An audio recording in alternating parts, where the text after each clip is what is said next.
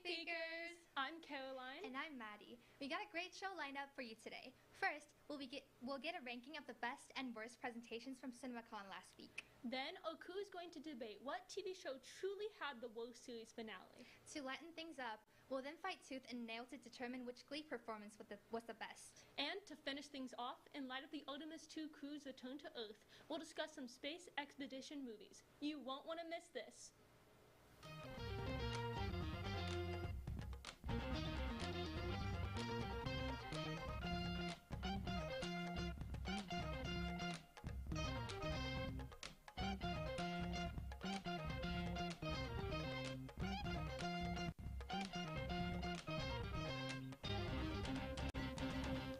Kicking it back off today, we bring back a discussion of mergers and acquisitions. Oh no, what pillar of the entertainment industry just got consumed by a tech company? Cesspit of far-right talking points and conspiracy theories. The difference is up to you.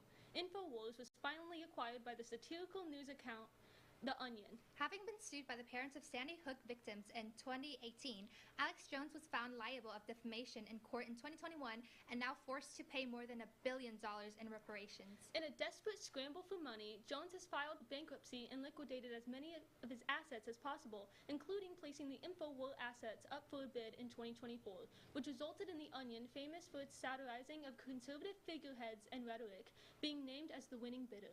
Though appealing the decision, Jones' attempts to reverse the decision here have proved fruitless, resulting in The Onion being rewarded an exclusive temporary license to post its content onto the InfoWars website and accounts. In other news, Michael, the biopic following the early years of pop icon Michael Jackson, has debuted with an aggregate 27% on Rotten Tomatoes. The film, muddled with public concern as to how it would tackle the star's troubled legacy, follows Michael's life from his formative years in Indiana, through his years days in Motown, through the Jackson 5, and pettering out near the release of his album Bad, circumventing his choppier latter years muddled with controversy after controversy, which have all been covered with alleged lies since his death in 2009. An obvious choice for what is considered a by-the-numbers biopic, and thus, the film is nothing more than that, by the numbers and safe. As for our weekly recommendation, we encourage everyone to go out and see Lee Cronin's The Mummy. It's not often that the director feels called to include their name in the title of a movie, but we assume it means the movie is good enough to warrant it. It's gory, it's scary, and it's the perfect follow-up to Evil Dead Rise. I'm really liking these classic monster revivals. Did you hear about Robert Eggers' Werewolf at CinemaCon? I guess I was actually the inspiration for it. I was wondering if he wanted to talk to me. You're a werewolf? Yeah. Is there a radiator you can chain me to? I think the moon's out full tonight.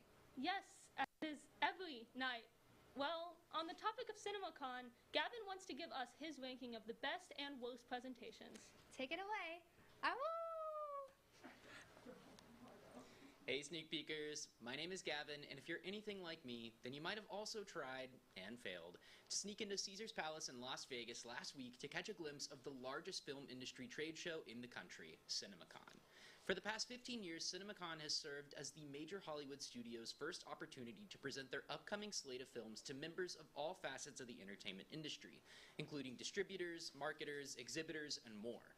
With that being said, CinemaCon is one of the most important opportunities that Hollywood studios have to get key members of the distribution end of the industry excited about screening and promoting their projects. As a result, the quality of a studio's CinemaCon appearance can set the tone for the rest of its year. So today, I'll be ranking this year's presentations from the 5 big major Hollywood studios: Disney, Universal, Warner Bros., Paramount, and Sony, to predict how the year may pan out for them. Coming in at dead last this year was Disney. The films featured this year reflected more or less the same attitude that Disney has embraced for years now. Sequels, sequels, sequels.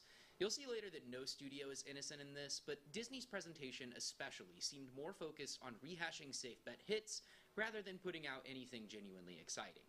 The studio revealed new footage from films like The Devil Wears Prada 2, Toy Story 5, and the live-action remake of Moana, all of which had me asking, who's asking for this? The studio's presentation ended with their ace in the hole for 2026, Avengers Doomsday. Despite revealing footage that generated plenty of anticipation online, Disney's presentation felt undercut by news of Disney's plans to lay off over 1,000 of their employees, including nearly the entire visual design team at Marvel Studios.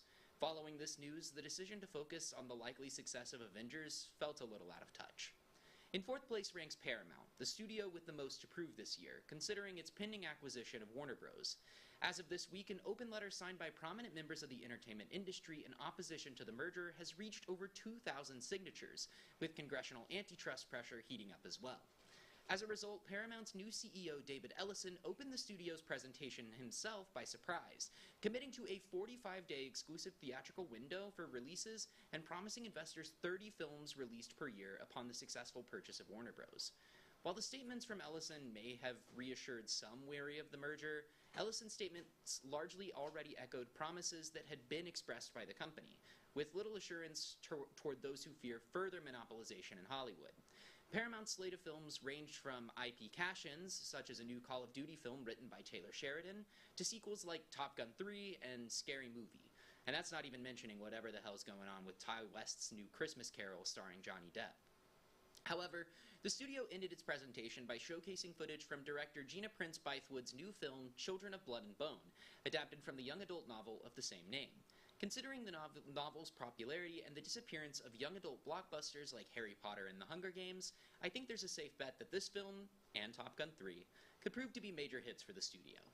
In third place, we have Universal, whose presentation can largely be summed up as just okay.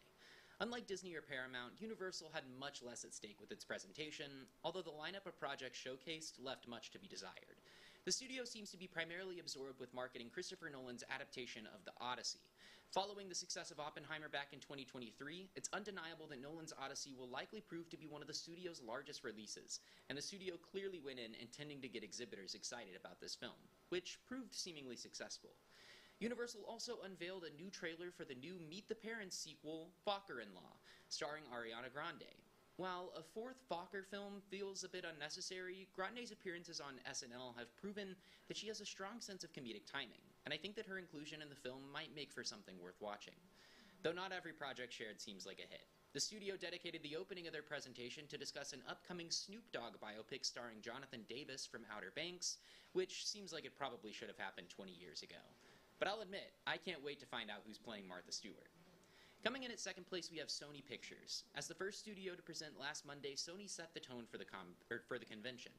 Right out the gate, CEO Tim Rothman discussed the long-term health of the industry by calling upon exhibitors to enforce wider release windows, lower cost of admission, and reduce advertising before films. According to sources in attendance, exhibitors seemed to take the sentiment well, while Sony, of course, delivered on mounting hype for Spider-Man, showcasing footage from both Spider-Man Brand New Day and Beyond the Spider-Verse. They also showcased footage from The Social Reckoning and Zach Cregger's Resident Evil, both of which I'm very excited to see. Overall, while it seems like there's nothing revolutionary about Sony's slate, their commitment to sparking dialogue with theater owners feels like more of a step in the right direction than other promises being made by competing studios. But the champion of this year was clearly Warner Bros., who revealed new footage from several major upcoming releases, including Supergirl and Clayface, Alejandro Inarritu's Digger, and the opening sequence of Dune Part 3. The studio also announced a new film by Sean Baker intended to spearhead a new specialty label focused on indie features called Warner Bros. Clockwork. Across nearly all of the films presented, both IP and original, there seemed to be a tremendous anticipation from both audiences and exhibitors, proving exactly why everyone in Hollywood seems to want control of this studio. It seems that Warner Bros. Is continuing to grow a strong portfolio of films, which, as Sony's presentation made clear, is the #1 responsibility of these studios to keep theaters alive. Who do you think won CinemaCon? If you have a different ranking, let us know in the comments or on Instagram at Sneak Peek TV. We'll be right back after this quick commercial break.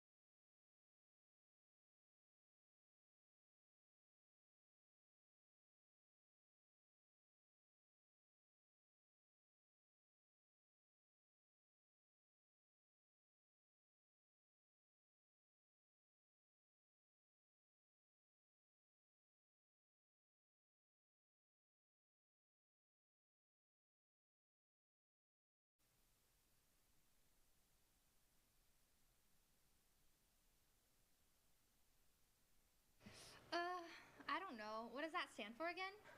Television. Oh, yeah. No. I haven't been watching any TV as of late. I'm really into YouTube Shorts, you know, Mr. Beast. What else? No, yeah, Mr. Beast. Cool. Yeah. Well, I was just asking because I've still been seeing stuff about how bad the Stranger Things finale was. Boring. Okay, well, Rosie's here to talk about other TV show finales that may have missed their mark in the series finale. Take it away. Last fall, I decided to join an unknown group of 46 million Americans and finally watch this small show you probably haven't heard of called Game of Thrones.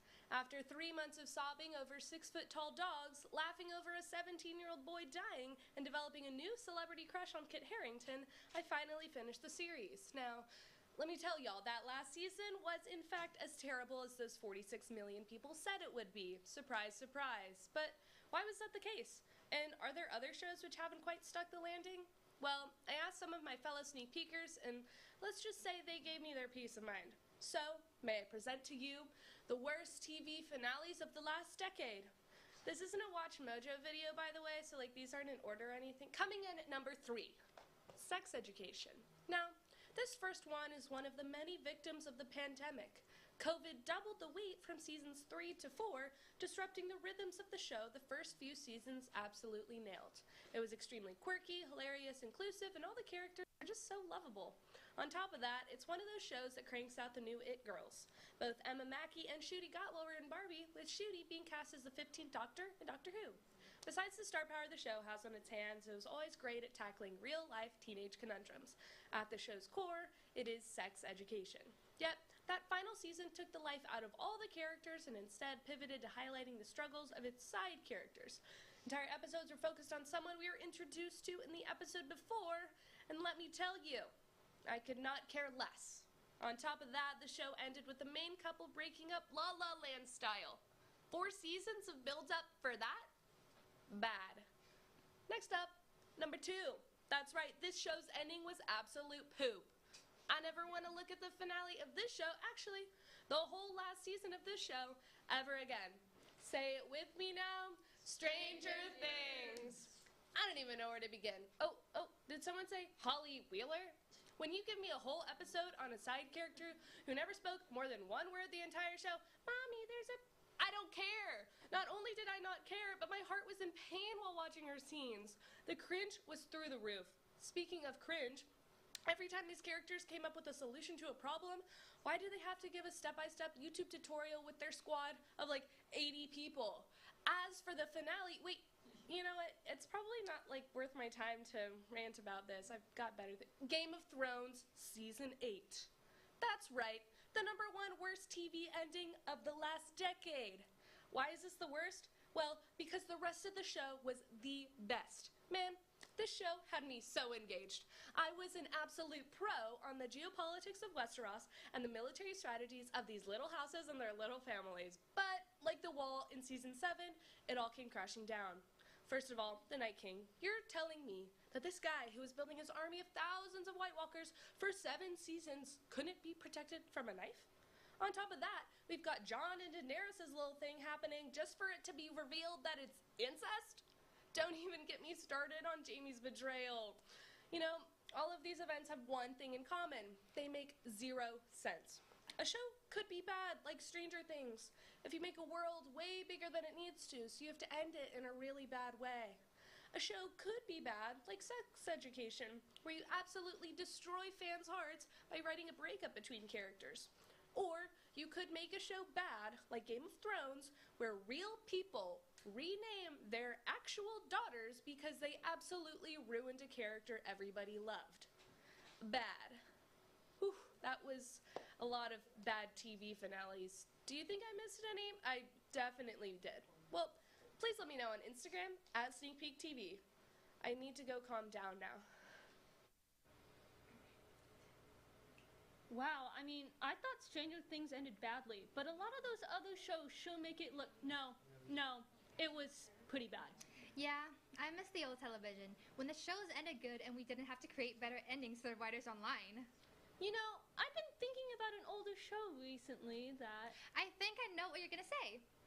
50 streamers fight for $1 million, uploaded by Mr. Beast on April 4th, 2026. close. I was actually thinking about Glee. Oh yeah, I know that one. And since I'm thinking so much about it, we have a group of sneak peekers here eager to determine which performance from the show's 6-year run is the most memorable. Take it away. Yeah, we have 4 minutes, guys. We only got 4 minutes. Save the world. We only got 4 minutes to save the world. No hesitating. No 3 hesitating. minutes? We got 3 minutes to save the world? Okay. 3 minutes to save the How do we world. want to do this? I'll go first. Wait, let's say like we pull out 2 and then we X out 1 for which is not Okay. gonna win. Okay. Right. Don't speak versus somewhere only we know. Somewhere Somewhere along only the we know. This one is going. Wait, Yeah. what? Okay. No, No. This one is.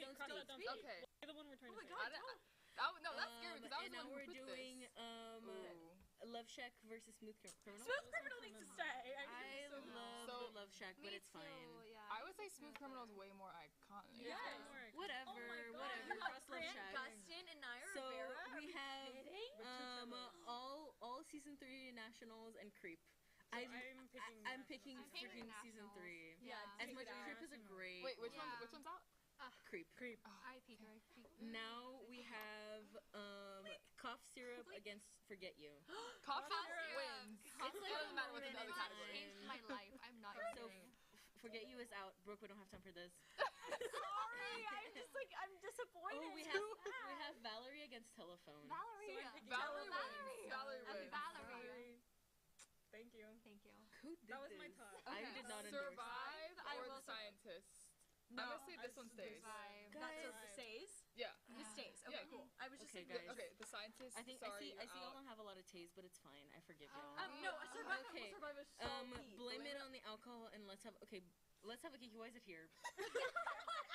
That was Gabby. Yeah. Let's have a Kiki. Okay, It was we're not having Let's a have a Kiki Kiki. here. I want to have a Kiki. I'm not gonna Imagine try boyfriend or bohemian. Oh. or 4 minutes. It's gonna be a 3-way. Well, I don't think this is much of a performance though. Wait, we have this one. no. Paradise. It's a good by song. the But this is like Dashboard Light. national season the same 3. It's the same thing. Wait, Paradise by the Dashboard Light or Bohemian Rhapsody? Bohemian Rhapsody. Bohemian. No. Yeah. Okay, But because national this season is already 3 included in stays. here. So this is like out naturally. So we don't have to make this choice right now. Okay, Okay. cross. Okay. So Let's we'll go go with. 4 minutes. I like 4 minutes more than American Yeah. Me too. Yeah, me too. It's more Okay. iconic. Bohemian Rhapsody. Somewhere only we know. Bohemian Rhapsody goes. Goes? Goes. Okay. Wait, no. Well, too late. Okay. Well, Smooth Criminal. Valerie, which one's gone? I'm gonna say Valerie's gone. Valerie gone. no, Smooth Criminal's gone. Survive or 4 minutes. 4 minutes stays. So y'all What get- minutes stays? 4 minutes stays. 4 minutes stays. Survive dies. You I can't do it. I can't do it. You do it. You do it. You do it. You 30 seconds. Blame it on the or alcohol. somewhere. Cough syrup.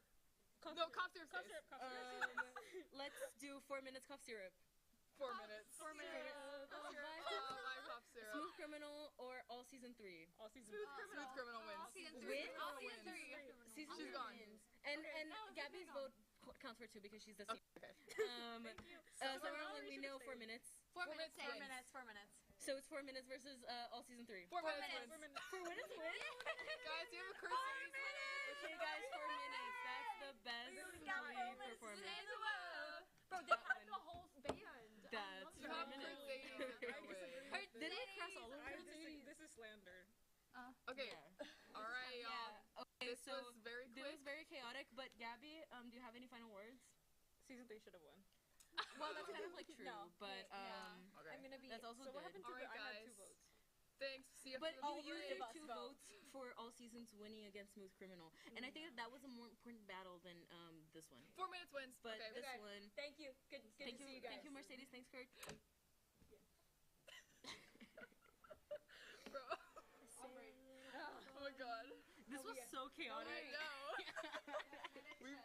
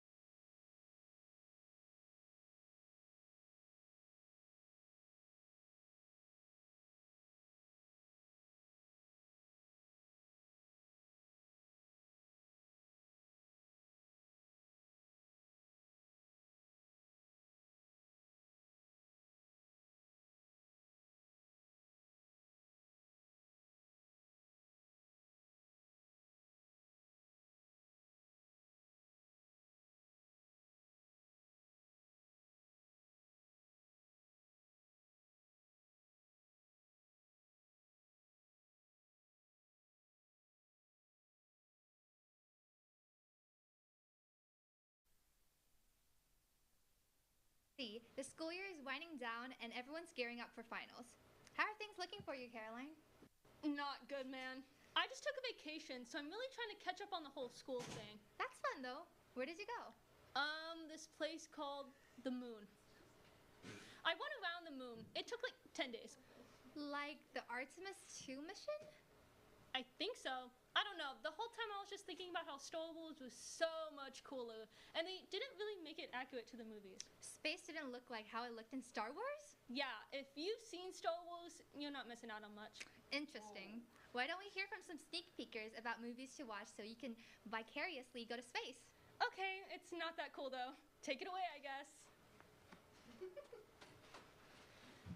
Okay, before we start, I have a couple of points on that Star Wars thing. Star Wars is the reason I care about space, so actually, I think it's pretty good. Sometimes you're forced to say things that are not within your... True. Speaking of which, hi guys. Hey sneak peekers. Because of Artemis 2's mission, which was so legendary and cool, we bought some of our favorite space movies today. Yes. So, who wants to go first? Oh.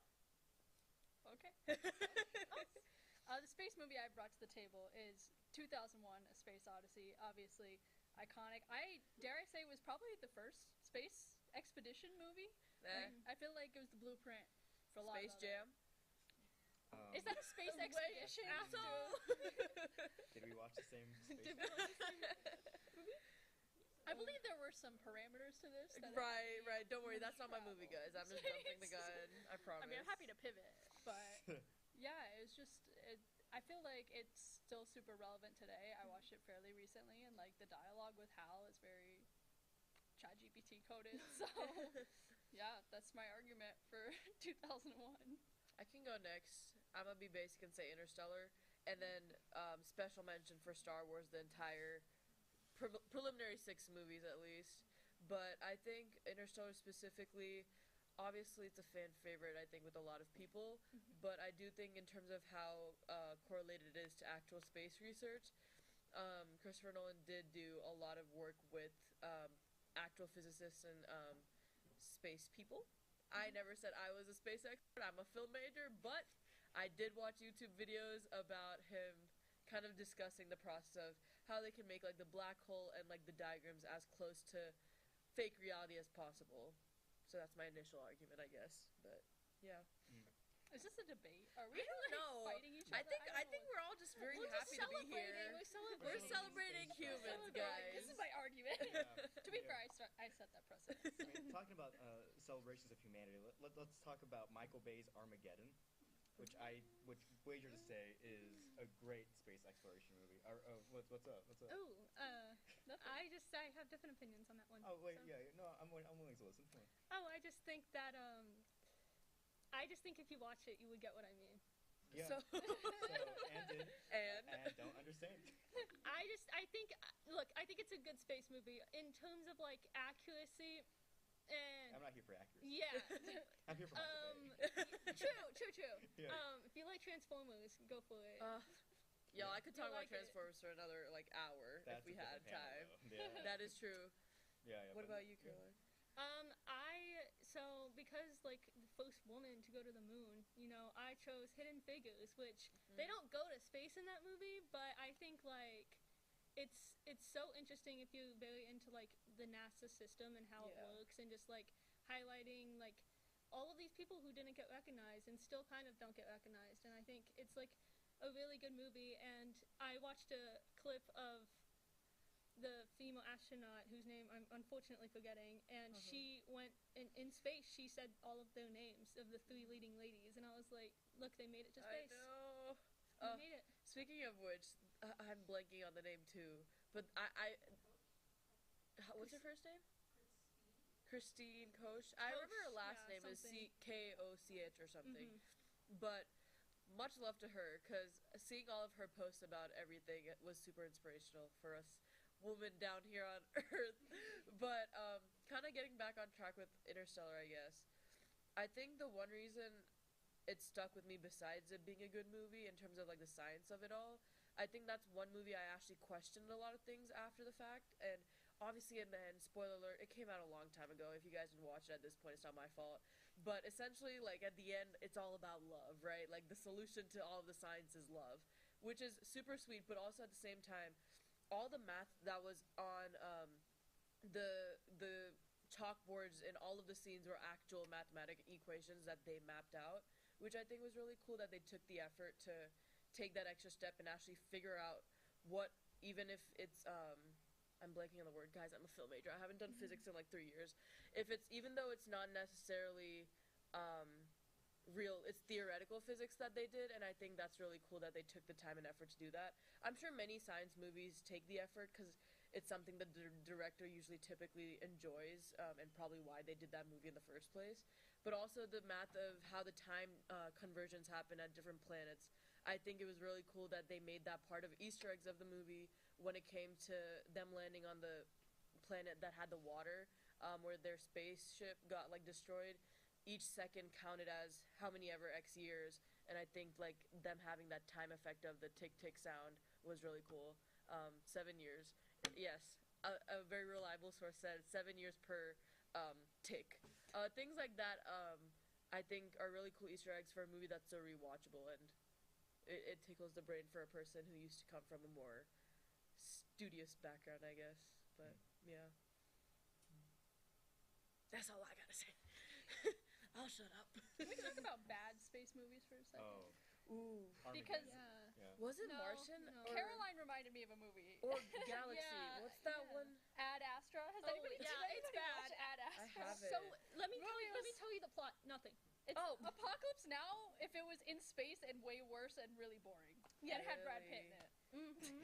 Wait, is what was the one about the two that wake up mid space? Passengers? I watched all of 30 seconds and I gave up. Oh. I didn't like it. Is that a common thing or no? Okay, it was a trash movie. Superman goes to space and Batman be Superman. Great movie. I don't remember, unfortunately. All Not a of the great Superman movies with Batman kind of just merged into one for me in my There's head. only one. I did watch that one in theaters. Yeah. I was there. Elementary school. Oh, Project Hail Mary. Have you guys seen it? I've been trying to get my Have roommates not. to go with me. No one wants to watch it with me. If someone wants to watch it with me, I let me will know. watch it with you. Thank you. Because I'm trying to watch it in IMAX and my friends are hating on me. So I need hit to up my see it. Instagram. I need to see it. I'm excited. Okay, we three can go. Yeah. Period. It's been very hyped. Like, Yeah. and I get a little bit scared when that happens Yeah. because I'm like, I will say I'm gonna hate it. I've gotten mixed reviews. I know a lot of people liked it, but a fellow sneak peeker did inform me that it's not all that. A couple of them, so I guess it's our decision It's to just make. Interstellar's so good that I'm like, look, Really? good luck. Really? in my brain. Have you watched it? I have not watched. Damn, so all four of us who haven't watched Project Hail Mary will go watch it and then talk about it At some point, yeah. soon. Yeah. Right. Well, congratulations to those 4 astronauts. Thank you. We love you so We much. love you. Let's go back to the moon, guys. Let's do it again. Yes. Let's not stop. Okay. That's all we got today, sneak peekers. It's rainy outside, but I hope it's not raining inside. Have a great one and enjoy your space day. It's not raining on the moon. I don't know. It's not raining on the moon. We should have probably made a better outline for this. I don't know what's We going just on. got